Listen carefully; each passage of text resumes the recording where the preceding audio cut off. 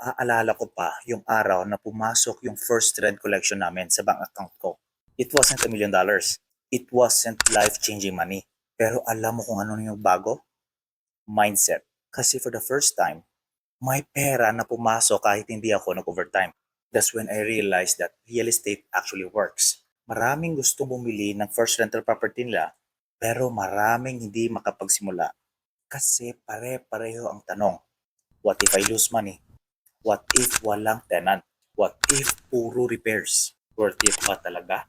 Trust me, yan din lahat ang nasa isip ko noon. Nandito kami sa Alberta, Canada. We came here as immigrants. Nagsimula ako bilang isang farm worker. Naging truck driver. We were not rich. We did not know everything about real estate. We just kept learning. Nag-ipon, nag-research, and eventually, we took a calculated risk. Bumili kami ng first rental property around 185,000. Naglabas kami ng down payment, closing costs, may repairs pa. Halos lahat ng savings namin nandun.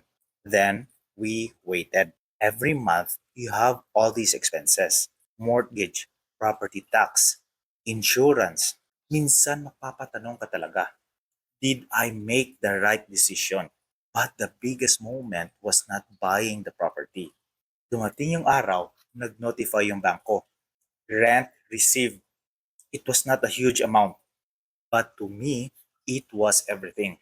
Kasi hindi lang pera yung nakita ko. I saw proof. Proof that someone was paying to live in an asset that we own. And that's when everything changed. Hindi lang pala ako nagtatrabaho para sa pera.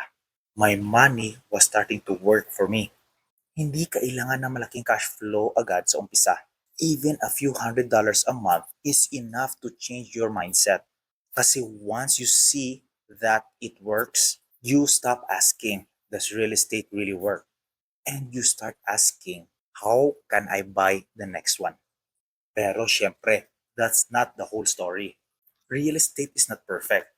May repairs, vacancies, may tenant concerns. Recently nga, binaha pa yung basement namin nung nasa bakasyon kami sa US. Buti na lang, our tenant was responsible. Siya muna ang nag-asikaso.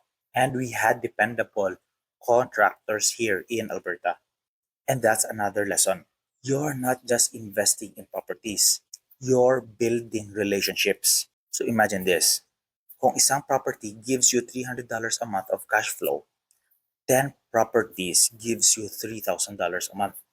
Hindi overnight, but that's how wealth is built. One property at a time.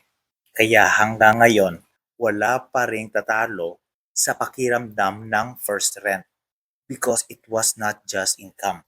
It was proof that a different future is possible. Curious ako, ano ang biggest fear mo about buying your first rental property?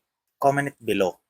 And if you enjoy stories, real numbers, our real estate journey here in Alberta, Canada, follow this page and subscribe to the channel. It really helps us reach more people. People who want to build wealth through real estate. I'll see you in the next video.